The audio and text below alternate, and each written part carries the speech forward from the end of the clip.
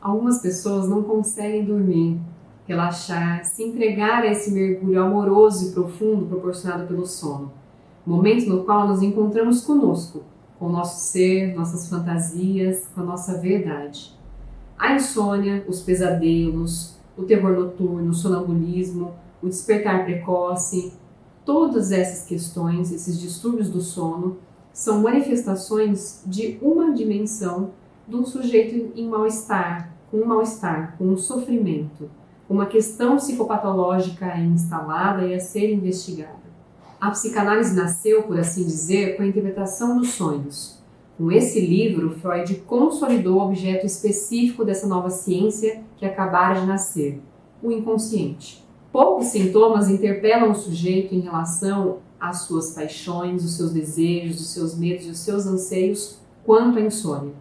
Essas perturbações noturnas impõem uma interrogação a ele em relação à parte oculta de si mesmo e que muitas vezes ele insiste em negar, insiste em esconder. Para Freud, o sonho é o guardião do sono.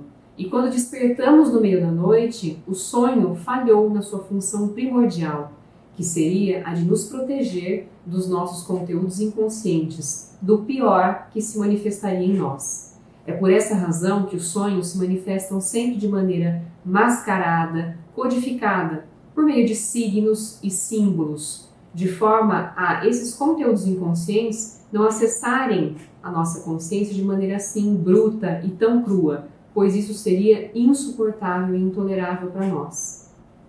Esses conteúdos inconscientes, então, são questões que não queremos ou não podemos acessar naquele momento. O eu, para se defender da fantasia, foge para a realidade. Há pessoas que fazem o inverso. Para fugir da realidade, vão para o mundo das fantasias, né? E aí entraria a esquizofrenia, as questões paranoides, alucinações e delírios. Mas eu falo aqui de pessoas que fogem das fantasias para a realidade, para uma vida inteiramente voltada para o cumprimento de tarefas. Então, trabalhar, produzir, resolver, administrar, como se a vida virasse algo frio e patético, voltado a isso mesmo, ao cumprimento dessas tarefas, à resolução dessas coisas, sem espaço para a falta, para o vazio, para o tédio, para o intervalo e para a serenidade. Existe um segundo motivo pelo qual o sonho não consegue fazer a sua função, que é quando o sujeito vive uma situação traumática, inesperada e muito estressante. Quando, por exemplo, ele vive um acidente, uma doença, um diagnóstico, morte, separação, a perda de uma casa, de um emprego, de um carro, e ele não tem condições de suportar simbolicamente, não tem condições de representar tudo aquilo que ele está vivendo. E aí então esses sintomas aparecem, da insônia, do despertar precoce, das perturbações do sono. Um outro tipo de insônia é aquela em que o sono fica picado. Então a pessoa acorda à meia-noite, às 2, às 4, às 6. E esse tipo de insônia tem muito a ver com processos de luto, de separação e de um processo de natureza depressiva. Muitas pessoas não percebem que estão depressivas porque estão funcionando, estão realizando coisas no seu cotidiano. Mas chega o momento de fazer essa passagem, esse momento transicional, de abandonar-se, de deixar-se, de relaxamento, em que a gente faz uma travessia da noite para o dia. E aí as questões inquietantes, mal resolvidas, e a pessoa deixa de lado porque não quer enxergar, não quer parar para pensar, não quer elaborar psiquicamente aquilo, isso vem e retorna em forma de perturbações e inquietações no sono.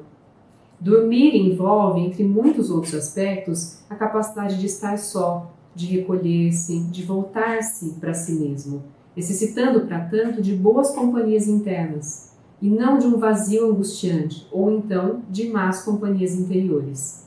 Em seu belíssimo livro, intitulado O Acalanto e o Horror, Ana Lúcia Cavani Jorge se questiona o seguinte, para poder fazer a sua referência à questão do dormir.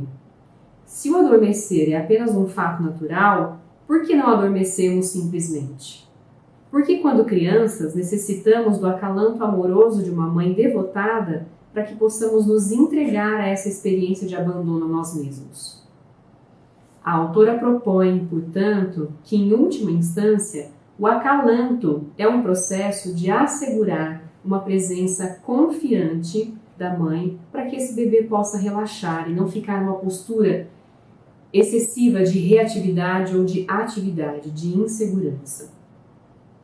Ela diz o seguinte: o acalanto, ela continua, o acalanto também acaba servindo para ajudar a mãe e a criança a aceitarem a solidão humana.